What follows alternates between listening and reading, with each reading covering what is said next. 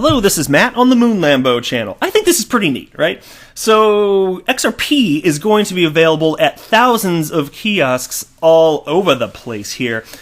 And, hey, anything that could just push XRP into people's lives more, I'm all for it, right? But no, this is a pretty cool story. So, I'm going to be covering that. There's a piece that was written on Medium, and I'll run through that with you.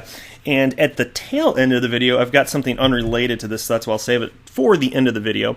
But it's a piece that I found interesting. I hope you will as well. And it's from Cointelegraph, titled "Russian Lawyers Claim 200,000 Bitcoin Lost in MtGox Can Be Recovered." Fascinating, right? I'm sure you probably noticed, but if you don't know, MtGox was an early Bitcoin exchange, and it done got hacked, and lots of Bitcoin missing. So, lots of lawsuits. MtGox gone. Anyway, before we get going though, if you would please delicately tap that like button, and if you're a fan of Ripple and XRP, you done came to the right spot. Welcome. All right, let's dive in here. I saw this tweet from Warren Paul Anderson, and I can't remember his title. Let's see. All the money on Interledger product at Ripple Spring. So he's involved with Spring. I couldn't remember his title anyway. And that isn't his actual title, but that's what he does there. So anyways, this is a tweet from Warren Paul Anderson, and I saw this, I saw it last night, and I wanted to cover it, but I was like, I'd already finished making videos for the day, and it wasn't reasonable for me to get back to the microphone. So I knew I'd be covering it today. But here's the tweet. "This is one of the most exciting deals that Spring has done to date, as at CoinMe ATM advances the proliferation and adoption of cryptocurrencies, such as XRP, to help solve real-world problems." And then he linked to this piece, and I cannot wait to butcher this name. So the piece is titled "Investing in CoinMe," written by Sunit Wadhwa. All right, I'm going to call him Joe. Joe, I can say. I can enunciate Joe. So here's Joe's piece. "Today we are announcing that Spring has invested in CoinMe, a global leader in cryptocurrency ATMs and blockchain financial services. In 2014, CoinMe launched one of the first cryptocurrency ATMs in the United States. And now through its crypto-enabling technology and recent partnership with CoinStar, CoinMe powers the largest cryptocurrency ATM network in the world. CoinMe believes money should be accessible anywhere, and to help people everywhere understand and utilize the power of digital currencies. By removing the technical complexities associated with buying and selling cryptocurrencies, CoinMe enables consumers to engage with cryptocurrencies for the first time to support use cases like cash-based remittances important to financial inclusion. CoinMe's crypto-enabling software technology will soon power a global network of ATMs and kiosks that could eclipse the scale of the largest fiat ATM institutions we know today. This is the kind of infrastructure we at Spring want to support, as it aligns with our mission to advance the proliferation and adoption of cryptocurrencies, such as XRP, to solve real-world problems. This is Spring's first investment in the cryptocurrency kiosk industry. The funds will be used to obtain additional licenses to operate nationwide and expand to key international markets. We're excited to partner with CoinMe. They have the right team, technology, and thoughtful approach as a licensed and regulated entity to be a pillar for mainstream cryptocurrency adoption." Well said, Joe. You wrote up a great piece here. And of course, not surprisingly, there is a focus on the regulation side, the regulatory side here. That they have the right team, technology, thoughtful approach, and a licensed and regulated entity. That's kind of key, is it not? So how do you feel about this? Because there's some in the XRP community that say if a project isn't directly going to implement XRP, we don't like it. Well, in this case, it has to do with making the sale of XRP substantially easier, and maybe if they get a lot of traction, that could be good, right? So to me, it's certainly a positive. Is there anybody that thinks this is a negative? I think it's cool. I'm all for this here. And it's funny, and I had covered in a story whenever it was announced months ago that there was this partnership between CoinMe and CoinStar. I mean, like, I grew up with these CoinStar machines back when I used to use metallic currency, which is like the bane of my existence. The only thing worse than paper money is metallic currency, coins. Physical metal coins. They're terrible. They are the worst. But as a kid, I always liked these machines, even though they take a chunk of your money. You get to pour your saved up pennies and nickels and dimes and quarters in there, and then then it shoots it out into paper money form. It's kind of cool. I don't know. I like this kid. Did you guys have these where you grew up all over the place? I think I still see them from time to time. I live in the United States in the Midwest, so I think they're kind of still all over. But with paper money and metal money obviously being used less and less the more time passes. So I just found it fascinating that CoinStar ended up partnering with CoinMe, wave of the future. Probably a smart thing to do, right? All right. Next here, so this is a piece. I'm not going to read this, but it's the same content. It was from Daily Hodl. XRP heading to thousands of crypto ATMs after new investment from Ripple. But they did have this tweet from Ethan Beard, and I just thought I'd share it with you because it's on the topic. Ethan Beard is leading spring at Ripple, building the XRP and crypto ecosystem. And so this piece says, I'm sorry, where's the tweet? Here we go.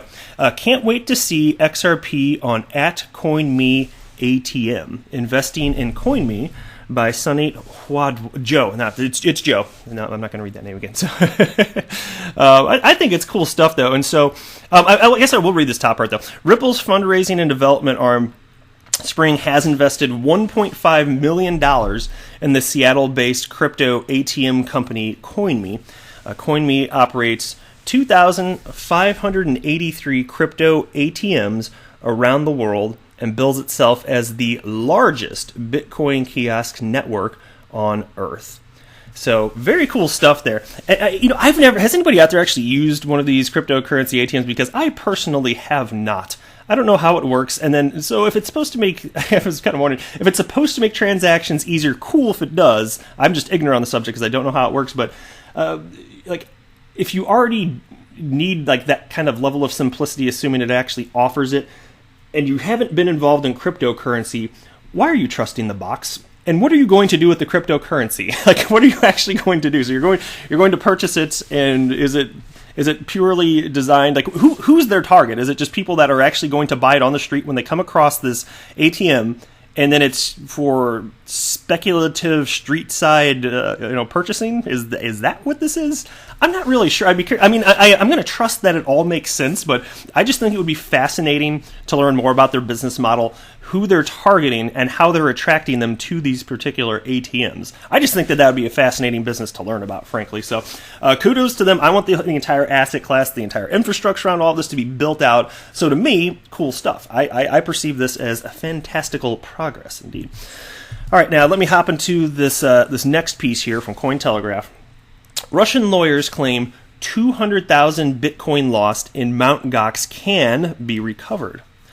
Russian law firm Zeleznikov. Man, I can't say words good. I'm sorry. It's just anytime it's something that's foreign, I just can't freaking say it. Zeleznikov, I don't know, and Partners has proposed legal action that should enable its lawyers to recover up to 200,000 Bitcoin lost in the MtGox fiasco. On September 12th, in a Q&A with Andy Pegg, a former BBC journalist, the Moscow-based law firm outlined its proposal to recover close to $2 billion in Bitcoin on behalf of victims who lost funds when the now-defunct exchange was hacked. Lawyers of Zeleznikov and Partners believe that, thanks to the close cooperation with law enforcement, they can recover up to 200,000 Bitcoin by taking legal action against Russian nationals who received the stolen money. The legal team pointed out that some of these individuals have already been identified, but added, quote, "We want to make clear that we do not yet know the identities of all persons." Before I read, why did they choose to use the word persons instead of people? All right, I'll move on. We have strong reasons to believe that their identities will be revealed by the police investigation bringing existing information together, but we hope that once the criminal case starts, they will come forward quickly and offer to give compensation to victims. And then the piece continues. This proposed recovery of the stolen Bitcoin doesn't come cheap, as the law firm wants to charge creditors up to 75% of the recovered sum. However, the company will only accept payment in the event of a successful recovery. MtGox has an infamous role in Bitcoin's history. Once the world's biggest cryptocurrency exchange, it went under in a cloud of confusion and anger. The exchange slowly started to capitulate in February 2014, ending in the company filing for bankruptcy. MtGox stated at the time that almost 750,000 Bitcoin belonging to its customers, as well as 100,000 Bitcoin of its own, had been stolen. The total loss constituted around 7% of all Bitcoins available, worth about $473 million at the time. And the fact that this happened falls onto the category, as my grandpapa used to say, people are no damn good. But it's just a weird story, kind of like, I mean, okay, the hacking, it's not that weird in and of itself, it's awful. But you know what MtGox stands for? It means, I don't know, I can't remember what the OX at the end means, but it means Magic the Gathering. You know the card game that only the cool kids played in school? You know what I'm talking about? Yeah, Magic the Gathering. That's what this came from. That's what MtGox came from. Weird stuff. Maybe you knew that, maybe you didn't. I'm not kidding. If you don't believe me, Google it. That's it for this video. Thank you so much for watching. I appreciate the support. I am not a financial advisor. Do not buy or sell anything because of anything that I say or write. That would be a very, very, very bad idea. Until next time, to the moon, Lambo!